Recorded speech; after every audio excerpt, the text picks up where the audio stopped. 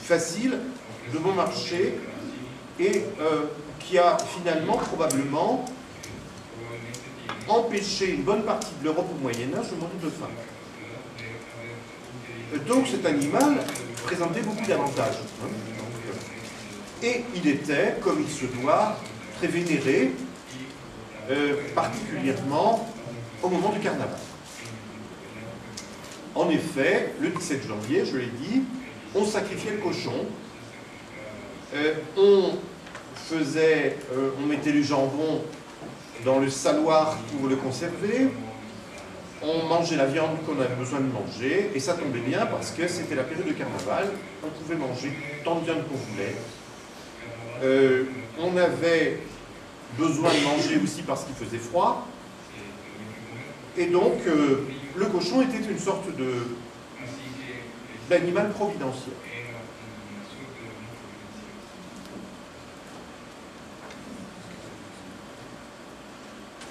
Donc le cochon devient très vite une des figures clés de la mythologie de carnaval. Il est un peu l'animal protecteur, l'animal qu'on va choyer d'une certaine façon, un animal qui va être réputé apporter tous les bienfaits à la société et qui au fond ne va pas du tout subir la condamnation que pourtant la Bible semblait lui promettre. En contexte chrétien, le cochon n'est pas du tout une viande impure. Il y aura simplement à son égard un interdit de consommation pendant la période du carême. Mais ce n'est qu'une période provisoire. Tout le reste de l'année n'est pas interdit de manger du cochon. C'est ainsi que, d'une certaine manière, vous le voyez, la Bible, qui était quand même le livre de référence en Occident, définit sur le cochon un interdit qui ne va pas s'appliquer au christianisme. Et même, on va en faire un animal particulièrement important dans l'imaginaire, puisque pour avoir organisé un colloque sur ce thème, justement à Saint-Antoine-l'Abbaye, nous nous sommes aperçus que le cochon apparaissait pratiquement dans tous les grands textes de la culture occidentale, de tous les grands auteurs.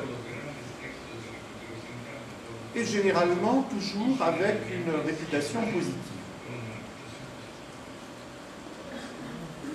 Au Moyen-Âge, particulièrement, bien sûr,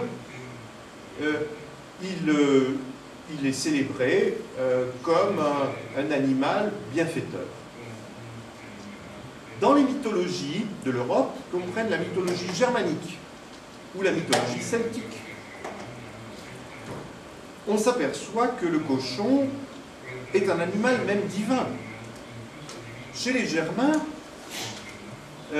il est question d'un sanglier qui se trouve dans le paradis des dieux, dans le Valhalla par exemple, bien connu. Et c'est un cochon qui se régénère chaque fois qu'on en mange. C'est-à-dire qu'on peut faire du gigot, enfin pas du gigot, mais du rôti de sanglier, hein, en coupant la viande de ce sanglier, et on en a à peine mangé que la viande s'est déjà constituée. Donc c'est un animal magique. Chez les Celtes, nous avons même quelque chose d'assez extraordinaire. Nous avons un récit d'origine du cochon qui raconte comment le cochon est un animal qui est venu du ciel, enfin de l'autre monde, comme on dit à l'époque.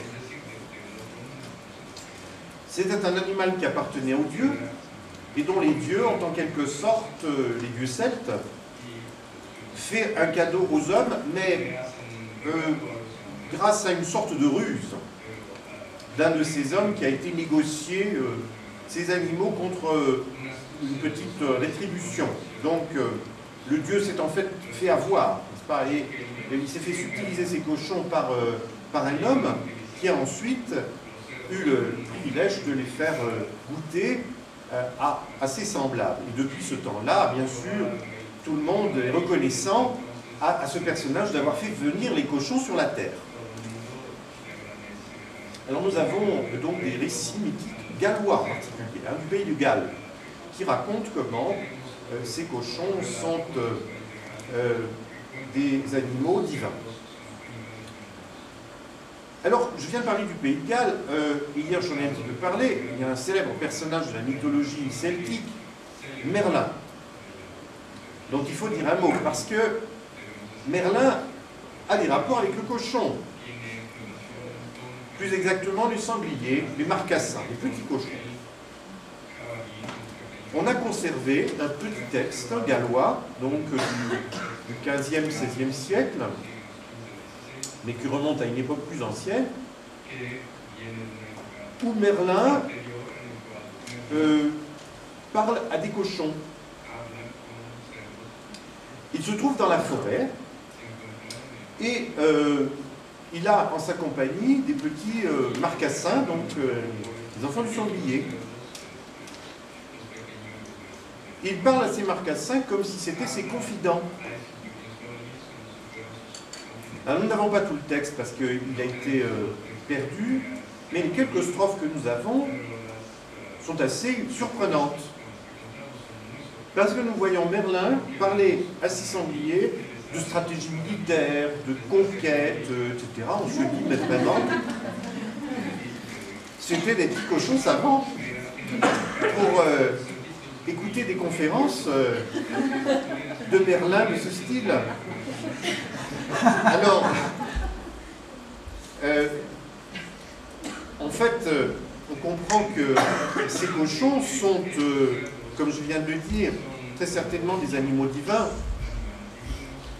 Et ce qui transparaît dans les propos de Merlin, c'est la réputation mythique de ces animaux qui sont même considérés comme parfois des animaux de science. Des animaux très savants. C'est même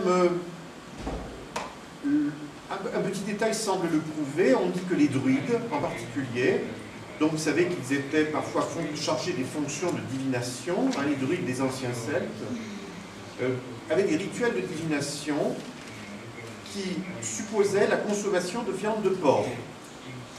Alors il y avait des rites très précis, j'en ai parlé dans un de mes livres, il y avait des rites très précis, et c'est des auteurs antiques qui nous le disent, qui supposaient qu'avant de faire ces prophéties, le druide allait dévorer donc du cochon grillé, et ensuite, en faisant des prières et des invocations, eh bien, on dit qu'il avait le pouvoir de prophétiser.